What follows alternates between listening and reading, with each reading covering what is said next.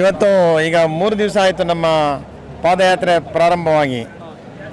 ಸನ್ಮಾನ್ಯ ಸಿದ್ದರಾಮಯ್ಯನವರು ಮಾಡಿರುವಂತಹ ಭ್ರಷ್ಟಾಚಾರದ ವ್ಯವಸ್ಥೆಯ ವಿರುದ್ಧ ಮತ್ತು ಈ ಕಾಂಗ್ರೆಸ್ ಸರ್ಕಾರದ ಭ್ರಷ್ಟಾಚಾರದ ವ್ಯವಸ್ಥೆಯ ವಿರುದ್ಧ BJP ಮತ್ತು ಜನತಾದಳ ಜಂಟಿಯಾಗಿ ನಡೆಸ್ತಾ ಇರುವಂಥ ಹೋರಾಟಕ್ಕೆ ಇವತ್ತು 3ನೇ ದಿವಸ.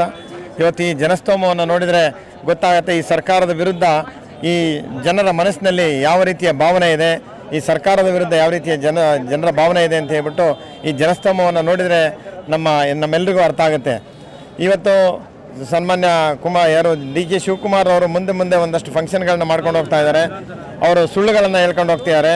ಆ ಸುಳ್ಳುಗಳನ್ನು ವಿರೋಧ ಮಾಡಿಕೊಂಡು ಈ ಮಹಾ ಜನಸ್ತೋಮ ಮೈಸೂರು ತನಕ ಪಾದಯಾತ್ರೆಯಲ್ಲಿ ಹೋಗಿ ಇವರ ಭ್ರಷ್ಟಾಚಾರವನ್ನು ಬಯಲು ಮಾಡುವಂಥ ಒಂದು ಅತ್ಯಂತ ದೊಡ್ಡ ನಿರ್ಧಾರವನ್ನು ಎರಡೂ ಪಕ್ಷಗಳು ಜಂಟಿಯಾಗಿ ಮಾಡಿದ್ದೇವೆ.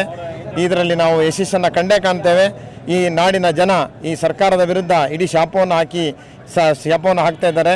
ಈ ಶಾಪ ಸರ್ಕಾರಕ್ಕೆ ತಗಲುತ್ತೆ ಮತ್ತು ಈ ಸರ್ಕಾರ ಬಿದ್ದೋಗುತ್ತೆ, ಇದರಲ್ಲಿ ಯಾವುದೇ ಅನುಮಾನ ಇಲ್ಲ. ಇಂಥ ಭ್ರಷ್ಟ ಸರ್ಕಾರ, ಇಂಥ ಭ್ರಷ್ಟ ನಾಗರಿಕ ಸರ್ಕಾರ ಯಾವುದೇ ಕಾರಣಕ್ಕೂ ವ್ಯವಸ್ಥೆಯಲ್ಲಿ ಇರಬಾರ್ದು. ಏಕೆಂದರೆ ದಿನನಿತ್ಯ ನೋಡಿ, ಮೊನ್ನೆ ಇದರಲ್ಲಿ ಒಬ್ಬ ಸಬ್ ಇನ್ಸ್ಪೆಕ್ಟರ್ ಆತ್ಮಹತ್ಯೆ ಮಾಡ್ಕೊತಾನೆ ಅಂತಂದರೆ ಈ ಸರ್ಕಾರ ಎಷ್ಟು ಲಜ್ಜೆಗೆಟ್ಟ ಸರ್ಕಾರ ಅಂತ ಹೇಳ್ಬಿಟ್ಟು ನಾವಾದರೂ ಅರ್ಥ ಮಾಡ್ಕೋಬೇಕಾಗಿದೆ. ನೋಡಿ, ವಾಲ್ಮೀಕಿ ಮಹರ್ಷಿ ನಿಗಮದಲ್ಲಿ 87 ಕೋಟಿ ಹಣವನ್ನು ನೇರವಾಗಿ ಬೇರೆಯವರ ಅಕೌಂಟ್ಗೆ ಹಾಕ್ತಾರೆ ಅಂದರೆ ಇವರು ಸಾರ್ವಜನಿಕರ ಹಣದ ಬಗ್ಗೆ ಎಷ್ಟು ಇವರು ಇದನ್ನು ಜವಾಬ್ದಾರಿಯನ್ನು ತೆಗೆದುಕೊಂಡಿದ್ದಾರೆ ಅಂತ ಅನ್ನೋದು ಅರ್ಥ ಆಗುತ್ತೆ.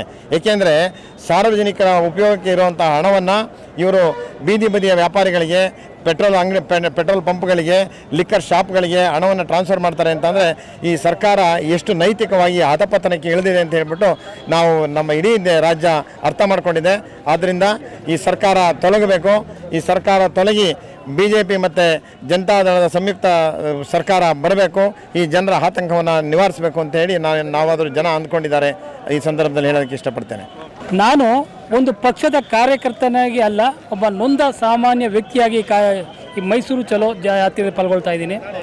ಏನು ಅಂದರೆ, ಸಾಮಾನ್ಯವಾಗಿ ಸರ್ಕಾರದಲ್ಲಿ ಶಾಸಕರು, ಮಂತ್ರಿಗಳು, ಅಧಿಕಾರಿಗಳು ಹಗರಣದಲ್ಲಿ ಪಾಲ್ಗೊಂಡಿರೋದು ಸಾಮಾನ್ಯ ವಿಚಾರ. ಆದರೆ ನಮ್ಮ ದುರದೃಷ್ಟ, ಈ ಕೆಟ್ಟ ಕಾಂಗ್ರೆಸ್ ಸರ್ಕಾರದಲ್ಲಿ ಸ್ವತಃ ಮುಖ್ಯಮಂತ್ರಿಗಳೇ ಹಗರಣ ಮಾಡೋದು ನಿಜವಾಗೂ ನಾಚಿಕೆ ಆಗುತ್ತೆ. ನಾವೆಲ್ಲಾದ್ರೂ ಹೋಗಿ ನಾವು ಕರ್ನಾಟಕದವರು ಅಂದರೆ ನಿಮ್ಮ ಮುಖ್ಯಮಂತ್ರಿ ದೊಡ್ಡ ಹಗರಣ ಹಾಕೊಂಡಿದ್ದಾರೆ ಅಂಥದ ರಾಜ್ಯದವರು ಅನ್ನೋ ಅಂತ ಕೇಳ್ತಿದ್ದಾರೆ. ನಿಜವಾಗೂ ನೋವಾಗುತ್ತೆ. ಏನು ರಾಜ್ಯದ ಪರಿಸ್ಥಿತಿಯನ್ನು ಉನ್ನತ ಮಟ್ಟಕ್ಕೆ ತೊಗೊಂಡೋಗ್ಬೇಕಾಗಿತ್ತು, ಅವಶ್ಯಕತೆ ಇಲ್ಲದಂಥ ಬಿಟ್ಟಿ ಭಾಗ್ಯಗಳನ್ನು ಕೊಟ್ಟು ಇವತ್ತು ರಾಜ್ಯವನ್ನು ಅಧಪತನಕ್ಕೆ ತೊಗೊಂಡೋಗ್ತಿದ್ದಾರೆ. ನಮಗಿಂತ ಹಿಂದೆ ಇದ್ದಂಥ ರಾಜ್ಯಗಳು ಮುಂದುವರಿತಿದ್ದಾವೆ. ಕೋಟ್ಯಾಂತರ ರೂಪಾಯಿ ಹಣ ಆ ಕಡೆ ಹೋಗ್ತಿದ್ದಾವೆ, ಇಂಡಸ್ಟ್ರಿಗಳು ಆ ಕಡೆ ಹೋಗ್ತಿದೆ. ನಮ್ಮ ರಾಜ್ಯದ ಬಗ್ಗೆ ರಾಜ್ಯದ ಮಂತ್ರಿಗಳಾಗಲಿ ಮುಖ್ಯಮಂತ್ರಿಗಳಾಗಲಿ ಯಾವುದೇ ಇಂಟ್ರೆಸ್ಟ್ ಇಲ್ಲ. ಅವರು ಅಧಿಕಾರ ಉಳಿಸ್ಕೊಳ್ಳೋದಕ್ಕೋಸ್ಕರ ಅವ್ರನ್ನ ಶಾಸಕರನ್ನು, ಸಾಮಾನ್ಯ ವ್ಯಕ್ತಿಗಳನ್ನು ಸಂತುಷ್ಟ ಮಾಡೋಕ್ಕೆ ಹೋಗ್ತಿದ್ದಾರೆ. ಪ್ರಾಮಾಣಿಕ ಅಧಿಕಾರಿಗಳು, ರೈತರು ಇವತ್ತು ಆತ್ಮಹತ್ಯೆ ಮಾಡ್ಕೊಳ್ಳೋಕೆ ಹೊರಟಿದ್ದಾರೆ ಅಂದರೆ ಈ ಕೆಟ್ಟ ದುಷ್ಟ ಸರ್ಕಾರದಿಂದ ಅಂತ ಹೇಳ್ತೀನಿ. ನಮಸ್ಕಾರ.